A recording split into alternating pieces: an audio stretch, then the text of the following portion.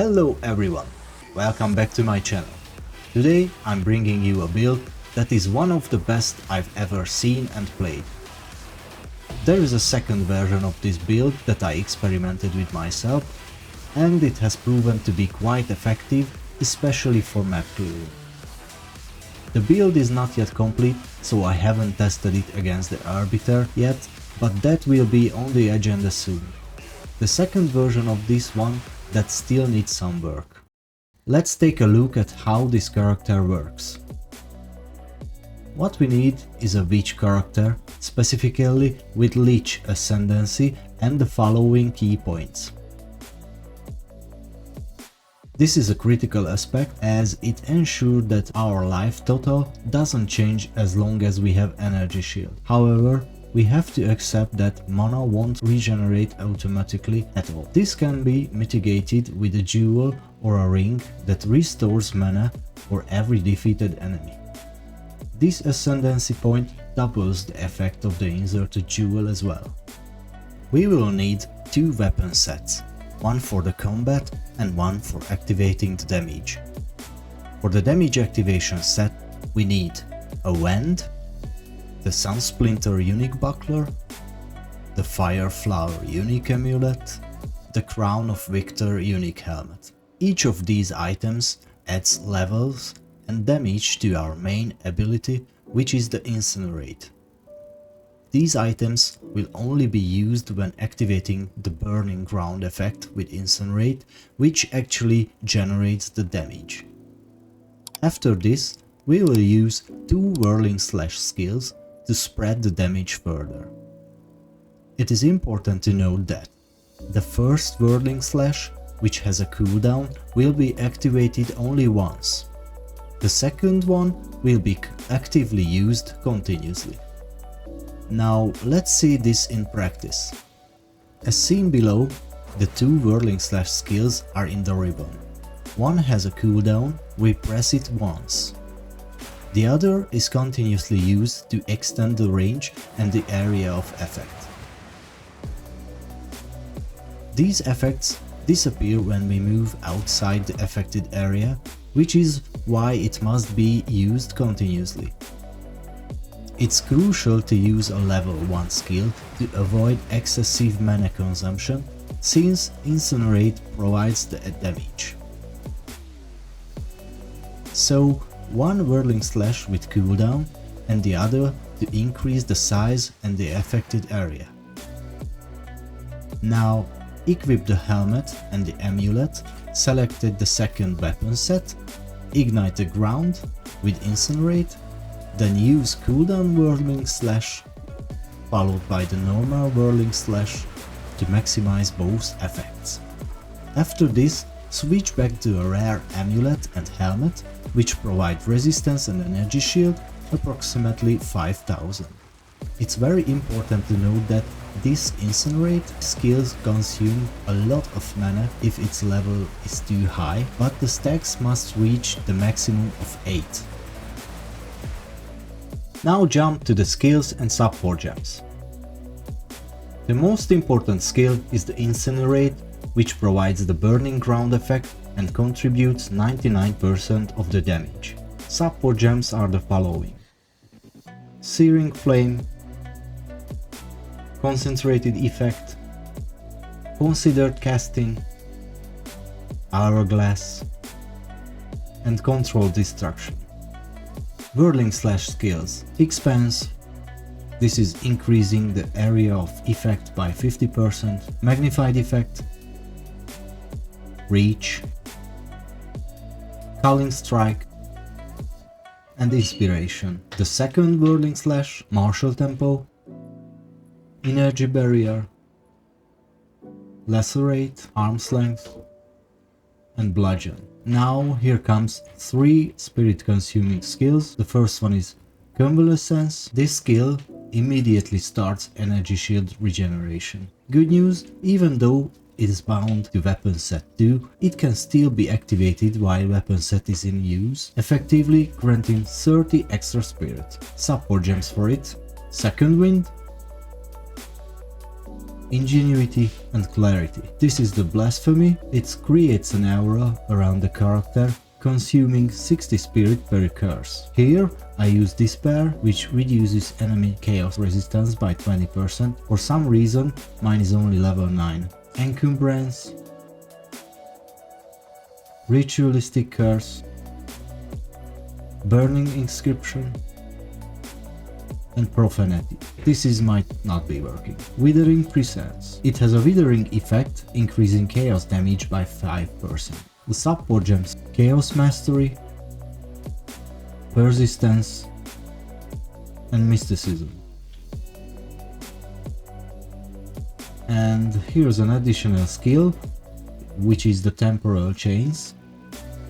Used roughly 3 times out of 10, but not essential. Support gems for it: Decaying X,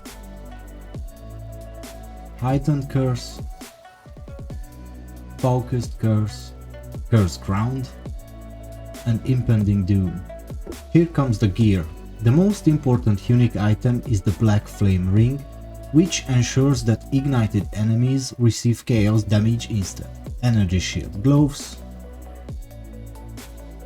Energy Shield Helmet, Energy Shield Body Armor, Energy Shield Focus, and Energy Shield Boots. Second unique item is the Sky Silver Spear, which grants attack speed and rolls DPS either to its minimum or maximum value. For weapon set 2, a Wand, which provides additional spell damage, fire damage, and cast speed. The most crucial stat is the fire spell skills level. This is very expensive, but significantly boosts damage. The Sun Splinter Buckler, which increases fire skill levels. The passive skill tree is nearly split into 2, one for weapon set 1 and other for weapon set 2. The game allows you 24 points to be allocated for each weapon set, placed in different locations. Of course, this will be much cleaner in the Maxroll planner, since several points are still missing. One important thing to note: I am using From Nothing Diamond, specifically the Dance with Death variant, which will allow activation of spear-related skill points. Most of the skill points are allocated to Energy Shield and Recharge Rate, in addition to weapon set skill points.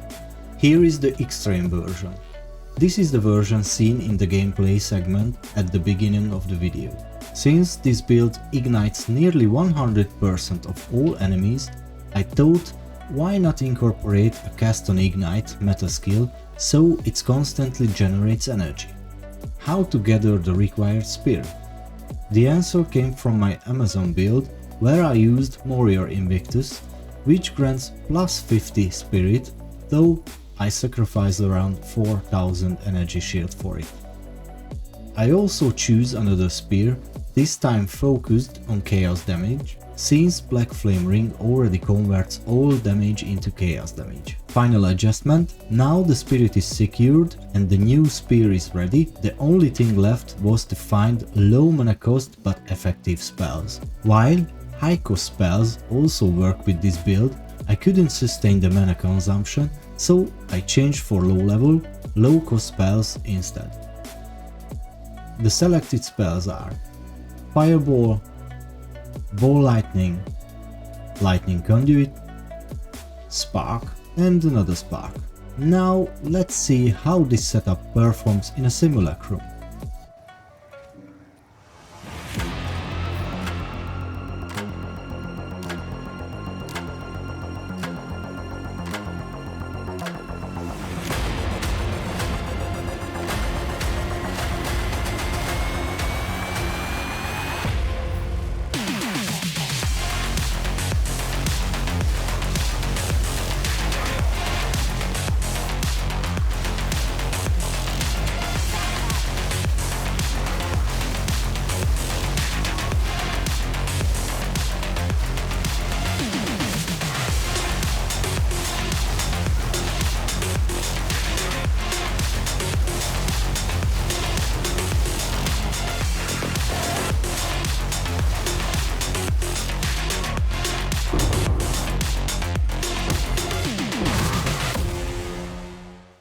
Guys, I almost forgot to mention one of the most important thing regarding this build, which is you have to use this Incinerate skill only with weapon set 2, which is the Wand and Buckler combo.